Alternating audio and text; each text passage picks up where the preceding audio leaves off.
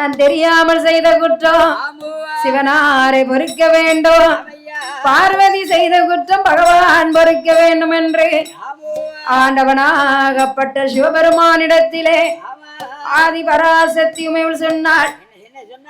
சுவாமி, அறியாமல் செய்த குற்றம் அரணாரே பொறுக்க வேண்டும், நான் தெரியாமல் செய்த குற்றம் சிவனாரே பொறுக்க வேண்டும், பார்வதியால் செய்த குற்றம் பகவானே பொறுக்க வேண்டும். சுவாமி, உங்களிலிருந்து நான் 10 வயசுக்கு இளமை, நான் அறிந்தும் செய்து விட்டாலும் அறியாமல் செய்து விட்டாலும் ஆண்டவன் பகவானே நீங்கள் பொறுக்க வேண்டும். பார்வதி, என்னை பரிசோதனை பண்ணி பார்ப்பதே உனக்கு வேலையா என்ற ஆண்டவனாகப்பட்ட சிவபெருமான் ஆதி பராசக்தி இடத்திலே சொல்ல, ஆண்டவனாகப்பட்ட சிவபெருமான் சொன்னான், பார்வதி, நான் அசைந்தால் அசையும் அம்மா இந்த அகிலம் அல்ல, அதாவது காற்றும் நானே, மழையும் நானே, நெருப்பும் நான் தான், எல்லாமே நான் தான், நான் அசைந்தால் அசையும் ஆகிலம் எல்லாம் என்று ஆண்டவனாகப்பட்ட சிவபெருமான் சொல்ல, ஆதி பராசக்தி உமையவளோ ஆண்டவனாகப்பட்ட சிவபெருமானிடத்திலே, சுவாமி, நான் தெரியாமல் செய்த குற்றம் சிவனாரே பொறுக்க வேண்டும் என்று ஆண்டவனிடத்திலே பார்வதி முறையிட்டார். ஆண்டவனாகப்பட்ட சிவபெருமான் பார்த்தார். என்ன சொல்லுகிறா?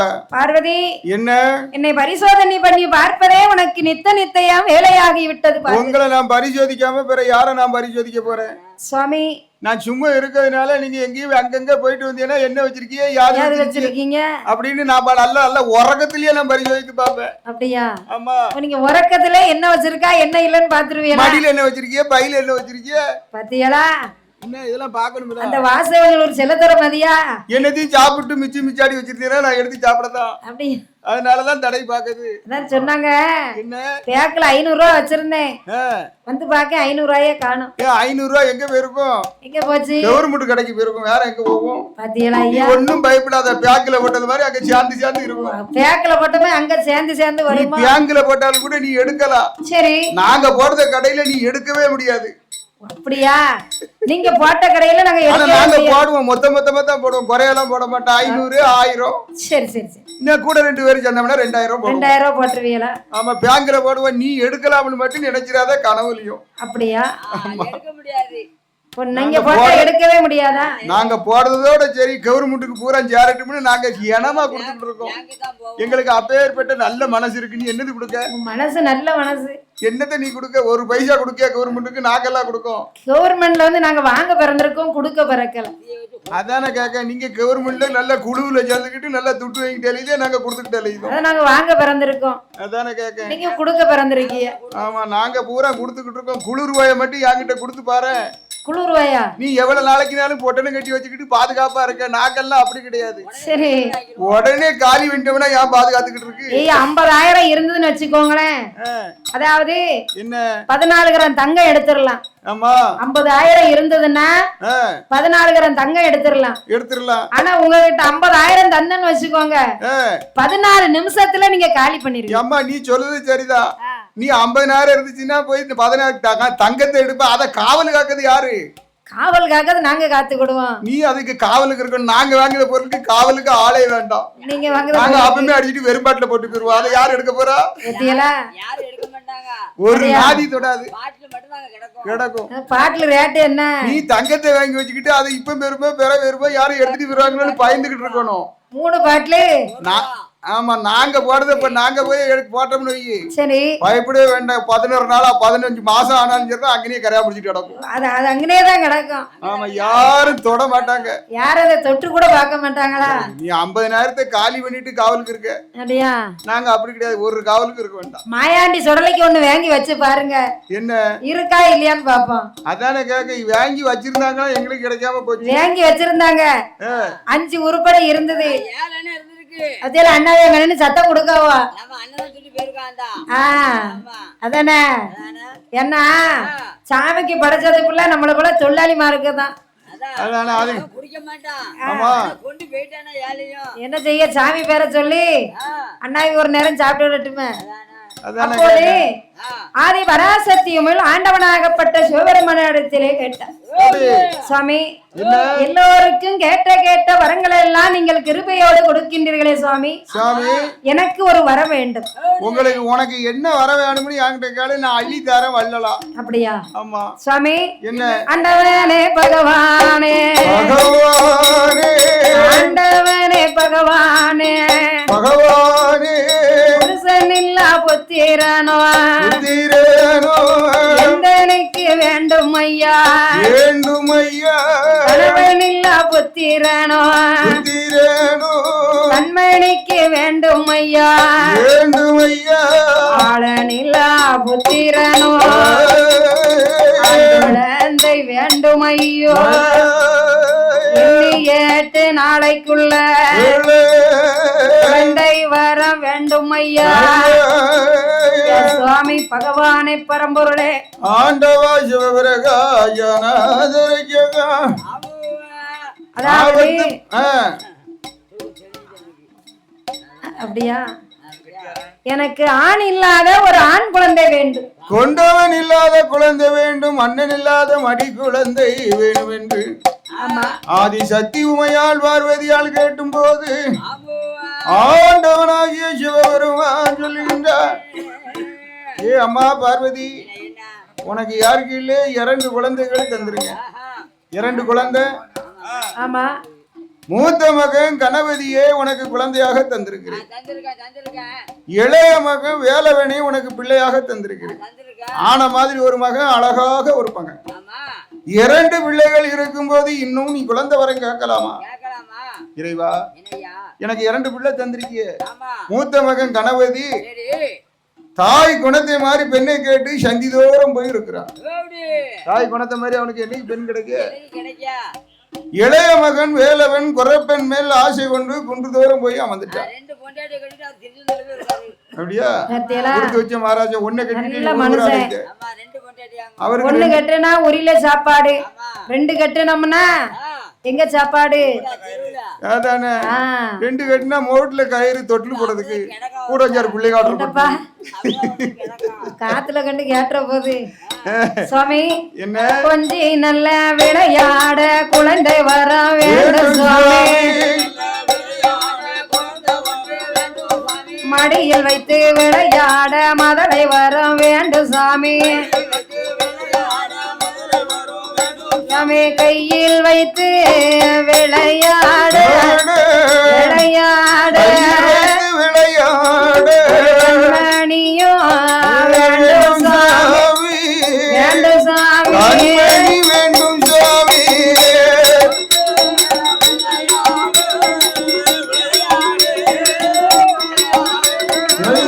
மணியோ வேண்டும் சுவாமி.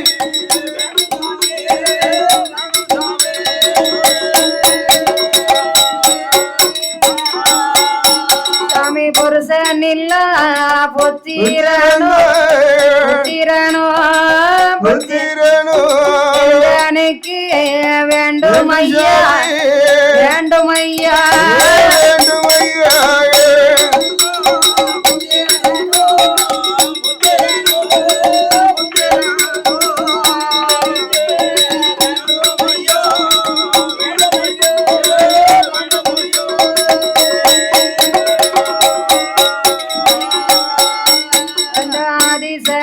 பார்வதியா ஆதி சக்தி பார்வதியா ஆண்டவனின் இடமதி 8 நல்ல நாளைக்குள்ள 8 நல்ல நாளைக்குள்ள குழந்தை வர வேண்டும் ஐயோ.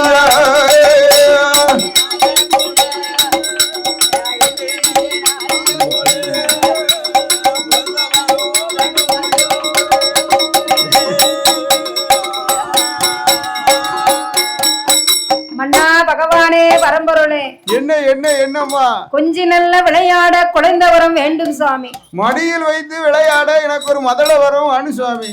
அதோடு மட்டுமல்ல, என்ன 8 நாளைக்குள்ள எனக்கு ஒரு அழகான ஆண் குழந்தை வேண்டும். பார்வதி என்ன 10 மாசம் நிறைந்து குழந்தை பிறக்கக்கூடிய பிள்ளைய அறகுறையா இருக்கு. அதானே நீ எண்ணி 8 நாளைக்குள்ளே ஆண் குழந்தை வரம் கேக்கிய. இன்னும் 8 நாளைக்குள்ள உனக்கு குழந்தை வரம் கேக்கிய. அது எப்பேற்பட்ட குழந்தையாக பிறக்கும் தெரியுமா? எப்படி சுவாமி? உனக்கு அந்த குழந்தை மன்னன் இல்லாத மடி குழந்தை தந்தை நானா? ஆமா. கணவன் இல்லாத கை குழந்தை உனக்கு தந்தை நானா? ஏ பார்வதி சுவாமி. ஏ அம்மா உமையவேள இந்த கைலாச வாசலில அவனோ கட்டுக்கு தான் இருக்க மாட்டா, கைலைக்கு தான் அடங்க மாட்டா. எம்மா எம்மா பார்வதியே மன்னன் இல்ல மடி குழந்தை மறையோனும் தந்தை நானா? ஒந்தனுக்கும் உதக மாட்டா, ஒந்தனுக்கும் பார்வதி எந்தனுக்கும் உதக மாட்டா. ஏ எந்தனுக்கும் உதக மாட்டா, பார்வதி கட்டுக்கு இருக்க மாட்டா, கைலைக்கு அடங்க மாட்டா. உன்னையும் அதியாண்டி பார்வதி என்னையும் அதியாண்டி, பார்வதி மையானம் போவாண்டி, மாண்டவினந்தும் வாண்டி, சுடுகாடு போவான் சுட்டவினந்தும் வான். எம்மாயம்மா பார்வதியே உன்னையும் அதியாண்டி என்னையும் அதியாண்டி, மையானம் போவாண்டி, மையானம் மாண்டவினந்தும் வாண்டி, மாண்டவினந்தும் வாண்டி. ஆதி கத்தியாகிய பார்வதி ஆண்டவனா நீ இடத்துல கேட்க ஆண்டவன் சொன்னா உன்னையும் மதிக்க மாட்டான், என்னையும் மதிக்க மாட்டான், கட்டுக்கு இருக்க மாட்டான், கையிலைக்கு அடங்க மாட்டான். பார்வதி குழந்தை வரம் வேண்டாம்னு சொன்னார். அப்ப பார்வதி சொன்னா இறைவா கேட்க மாட்டாள்ல. இந்த மண்ணிலே பிறக்கும் பிள்ளைகள்லாம் நல்ல பிள்ளைதான். எந்த பிள்ளையும் கெட்ட பிள்ளையா பிறக்காது இல்ல. சண்டைக்கார பிள்ளையா குடிகார பிள்ளையா நல்ல ஒரு கெட்ட பிள்ளையா அப்படின்னு எந்த பிள்ளையும் பிறக்கவா செய்து. ஆனா வளர்ப்புலதான் இருக்கு அவன் நல்லவனும் கெட்டவன் ஆகுது. நல்லா வளர்ப்புலையும் சேர்க்கையிலையும் தான் இருக்கு அவன் நல்லவன் கெட்டவன். பிள்ளைகள் பிறக்கும் பிள்ளை எல்லாம் நல்ல பிள்ளைதான். ஆனா தாயும் தகப்பனும் எந்த ஒழுக்கத்தோடு அந்த குழந்தைகளை வளர்க்கார்களோ அந்த ஒழுக்கத்தை கடைபிடிக்கும் பிள்ளைகள். அது மட்டும் இல்ல, இயற்கையை கெடுக்கும் சேர்க்கை. நல்லவன் கூட சேர்ந்தா நல்ல புத்தி வரும், சண்டைக்காரன் கூட சேர்ந்தா சண்டை போடுவான், பீடி எடுக்கவன் கூட சேர்ந்தா இவன் சீருட்டு அடிப்பான், ஒரு நாளைக்கு ஒருத்தன் குவார்டர் அடிக்க கூட சேர்ந்தா கொஞ்ச நாளையில இவன் ஆப் அடிப்பான். இதுதானே உலகம் உண்மை. அப்ப இயற்கையை கெடுக்கும் சேர்க்கை. அதனால இறைவா இந்த உலகத்திலே பிறக்கும் பிள்ளை நல்ல பிள்ளைகளாத்தான் பிறக்கும். அந்த குழந்தையை நான் கட்டுக்கு கைலைக்கு அடங்கும்படியாக பிள்ளையை நான் வளர்த்தெடுப்பேன் இறைவா. அதனால எனக்கு 10 நாதம் 300 நாள் சிவந்தெடுக்கும் பிள்ளை வேண்டாம். எனக்கு கணவன் இல்லாத கை குழந்தை வேணும் என்று ஆதி சக்தி உமையால் பார்வதி கேட்ட போது உனக்கு கணவன் இல்லா கை குழந்தை வேண்டுமானா? எம்மா வாடி பெண்ணே பார்வதியே வார்த்தை ஒன்று சொல்ல கேளு. கணவன் இல்ல கை குழந்தை கடவுள் சிவன் தரணுமானா? வடக்கு கொட்ட வாசலில வாசலில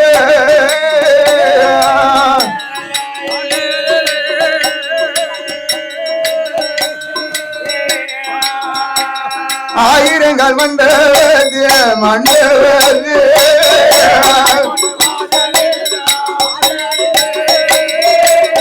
பார்வதி வாசலில மண்டபத்து அம்மா வடக்கு கொட்ட வாசலில் ஆயிரங்கள் மண்டபத்து அடுக்கடுக்க மணி விளக்கு 1008 மணி விளக்கு அடுக்கடுக்கா எரியுதம்மா. அதுல 32 தூணாதியில தூண்டாத மணி விளக்கு மணி விளக்கு.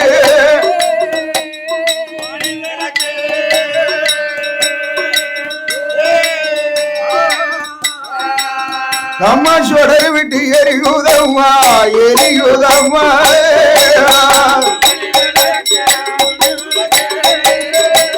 பார்வதி மணி விளக்கு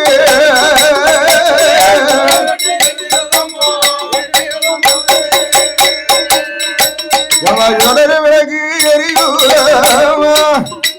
அதுல 32 தூணாதியிலே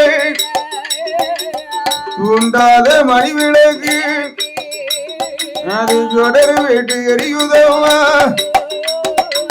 மணி விளக்கு முன்னாலே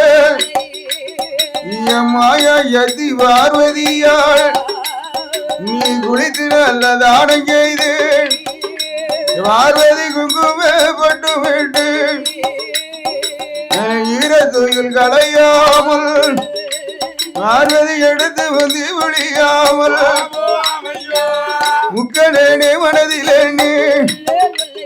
அந்த மணி விளக்கு முன்னாலே மண்டி போட்டு நிற்க வேண்டும் மறையல் பகவானை நினைக்க வேணும் அதுல முத்து போல 3 சொடர் முந்தானியில பறக்கும் அம்மா உனக்கு பிள்ளையாக கிடைக்கும் அம்மா என்று பார்வதியாய் இடமாதியில அந்த பகவானும் சொன்ன போது அவ குளித்து நல்லதான இது குங்குமப்பட்டு விட்டு